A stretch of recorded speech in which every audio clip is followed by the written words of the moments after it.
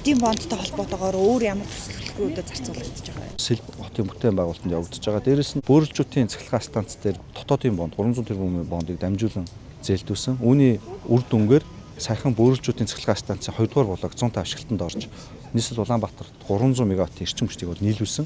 Энэ оны өвөл Улаанбаатар хотын оргил ачаал 1800-аас 1900 хавцаа мегаватт хүрэх тооцоолтой байгаа. 1800 мегаваттын оргил ачаал хүрсэн тохиолдол дээр бид нар Оросын холбооны улсаас энэ өвөл ойролцоогоор 200 мегаватт цахилгааныг бол импортлох прогноз харагдаж байгаа. Хэрвээ бөөрөлжүүдийн 150 бүрэн өгөөд явах юм бол харьцангуй зарим өдөр дулаахан байх юм бол Монгол улс өвлийн оргил цагийн ачаалтаа анх удаа төвийн шугам Оросын холбооны улсаас цахилгаан эрчим хүчийг бол импортлохгүйгээр өөрсдөө 100% бие дааж оргил ачаалаад давж гарах ийм анхны боломжийг нийслэлийн 300 тэрбумын бөөрөлжүүдийн цахилгаан станц болон Багнуурын 50 мегаваттын батарей станцад оруулсан хөрөнгө оруулалтууд бол олгож байгаа гэдгийг бол бас хариуцлагатай сайхан мэдээ бас дуулгахад таатай байна. 2-7 хоногийн өмнө нийслэл Улаанбаатар хотын 25% дээр эрчим хүч тасалдсан. Энэ юунаас болсон бэ гэвэл Оросын холбооны улсаас эрчим хүчний хязгаарлалт манай Монгол улсын түн системийг холбож эрчим хүчний баланс тогтворжуулалтыг хийж эрчим хүч нийлүүлдэг хэсэг дээр гэмтэл гарсны улмаас Улаанбаатар түн систем өөрийгөө тогтворжуулж эрчим хүчээ барьж чадахгүйгээс болж 2 цаг 30 минутын хязгаарлалт явагдсан. Тэгэхээр